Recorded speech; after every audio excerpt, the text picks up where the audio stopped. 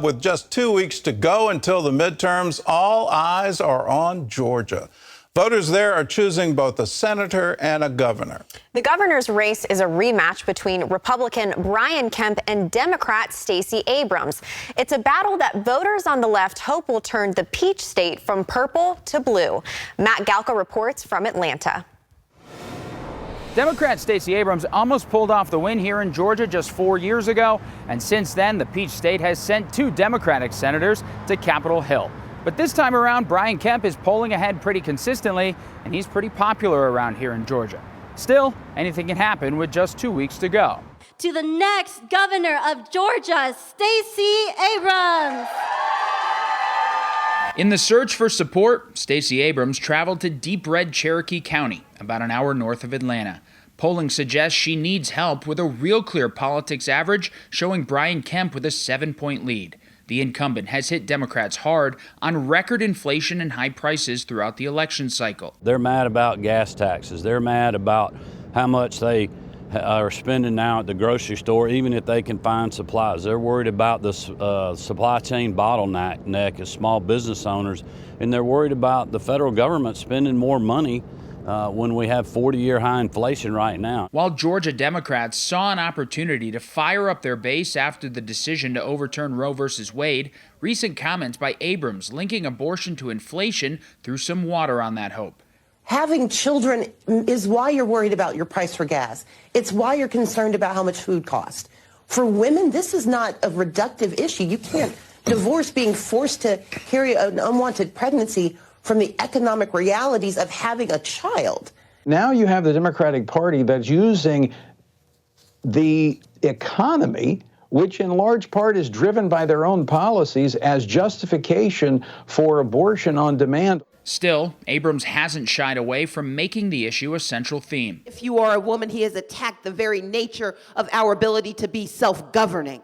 He has taken away a woman's right to choose in the state of Georgia, and he has said he's not done. Can I just ask you one question? Thank you. Although she didn't take questions, it's clear the message is still resonating with her supporters. I think women should have a choice over what we do with our bodies. I believe in abortion. If that's what a woman and her doctor wants. Are you worried that she might lose again, or are you? No, not really. No. She got it. She got it. She has it. She got it in the bag. There's still a feeling the race could tighten given Georgia's record early voting numbers for a midterm election. Around 1 million people have already taken advantage, and at this point in 2018, that number was around half that total. And in the final stretch, Georgia Democrats are bringing in some big names, including some celebrities. Oprah has already campaigned for Stacey Abrams, and former President Barack Obama will be in Atlanta on Friday. Gordon?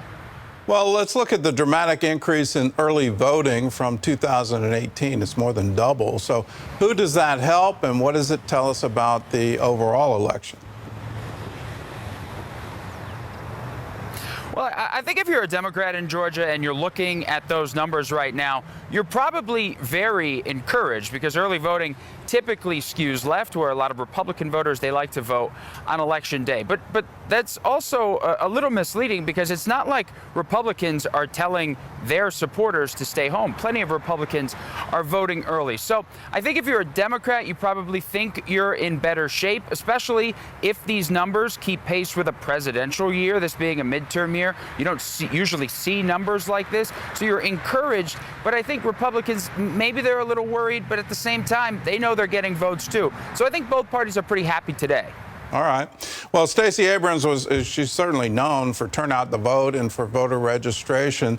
At the same time, there were accusations that Georgia's voter reform law would restrict access to the polls. So how have the higher voter turnouts affected those claims?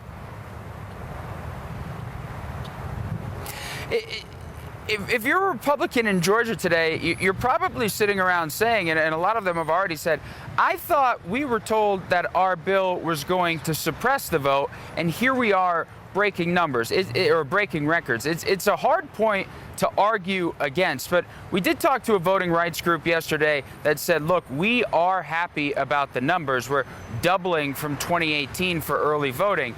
But the quote that they said that kind of stuck with me was, just because we got over the hurdle and got to the goal doesn't mean we didn't have the hurdle. You have a lot of Democrats who are still doubling down on what they had said before, that this would suppress the vote despite these record-breaking numbers, because they still believe there are barriers and hurdles in place because of that bill that shouldn't be there. But still, it's hard to argue. They are breaking records. They have record-breaking numbers despite this bill that they said would suppress the vote. All right. Well, let's talk about the Senate race. Where does it stand, and what are you hearing from the campaigns? Yeah, if you look at any poll over the last month or so, it's virtually tied. Herschel Walker and Senator Raphael Warnock are tied. And if you're Herschel Walker, you have to be over the moon with that. There's been a lot of money spent against you by the incumbent, Senator Warnock. There's been a number of reported controversies attached to your campaign, but there he is, either in striking distance, tied, or maybe ahead, depending on the day and depending on the poll. So we were at a Warnock event just the other day, and I did ask him about the strategy and the polling and how it looks right now. I mean, he is the incumbent. The incumbent usually has the advantage, but here you are tied. He barely mentions Herschel Walker's name on the trail. The ads hit a little harder, citing some of those reported controversies in Walker's personal life. But he chooses to stay positive on the trail. And I think a lot of that has to do with a couple of things. He is a pastor, is a practicing pastor, he's a man of faith, and I think the faith community and overall voters in general are tired of negativity, so he tries to highlight some of his accomplishments in Congress. And at the same time, Herschel Walker, also a man of faith who talks openly about his faith journey. I think he also wants to talk about what he will do better rather than going low. So the negativity, at least in person, has been at a minimum, maybe surprising in some of these campaigns. But it'll be really interesting to see. We're going to be at a Herschel Walker event today. He's bringing in Senator Lindsey Graham to help give his campaign a little push as we head into the home stretch here. Hard to believe that there's under 2 weeks to go. All right. Well, Matt, thanks for the report. And let me underline, yes, there's just 2 weeks to go. And if you haven't heard, there's an election coming up. Please make sure that you vote. I'm not about to tell you who to vote for, but I will tell you that if we have an overwhelming turnout, then all the questions about election integrity and freedom to vote and voter repression, all of those things go away because the people will have